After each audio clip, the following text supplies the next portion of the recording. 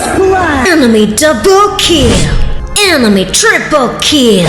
Enemy quadra kill. Enemy pentakill. NFC intel confirmed. Arrests of Zhang Yuxia and Liu Zhenli signal an elite rupture inside the CCP. Yesterday morning mainland China time, Zhang Yuxia, vice chairman of the Central Military Commission, was detained in Beijing, while Liu Zhenli, chief of the PLA Joint Staff Department, was taken into custody in northeastern China. This extraordinary internal action constitutes one of the most consequential political military events in decades, because Zhang Yuxia is not a normal target within the CCP system. Why Zhang Yuxia matters? Zhang Yuxia is widely regarded as a top-tier power broker within the People's Liberation Army, and a central pillar sustaining Xi Jinping's personal control of the armed forces. His authority is not merely institutional. It is deeply personal. Zhang's standing is rooted in decades of political trust and mutual loyalty originating in the father's generation of both Zhang and Wu Ci. That bond predates Xi Jinping's rise to power and has endured through every phase of his consolidation of authority. Zhang has been the most important, most central, and most irreplaceable ally in Xi Jinping's pursuit of personal political power.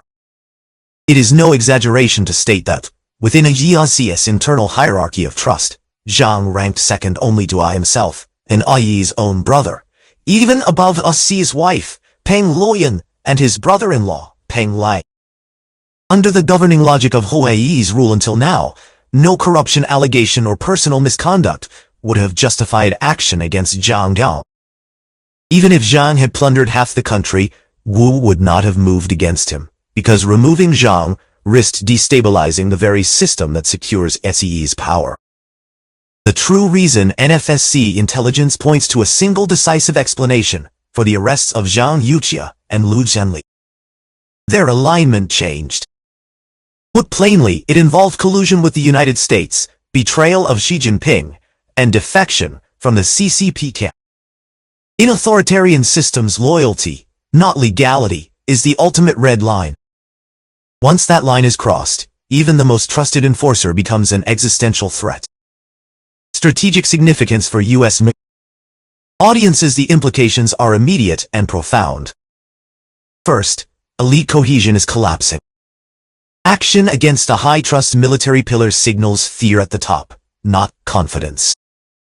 Second, PLA command reliability is being disrupted.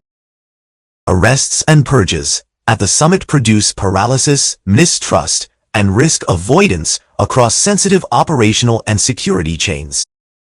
Third, Wu Jinping may be entering a high-risk phase of his rule.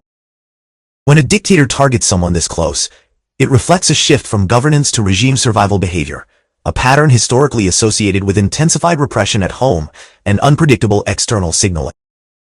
NFC final assessment. The founder of NFSC, Miles Guo, believes that the CCP regime is currently at its weakest, most fearful, and most out of control point since its founding.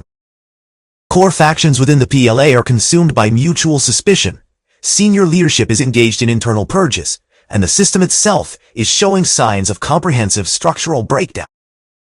We assess that this moment is a rare strategic window for the United States to apply decisive pressure on the CCP and accelerate the regime's historic reckoning.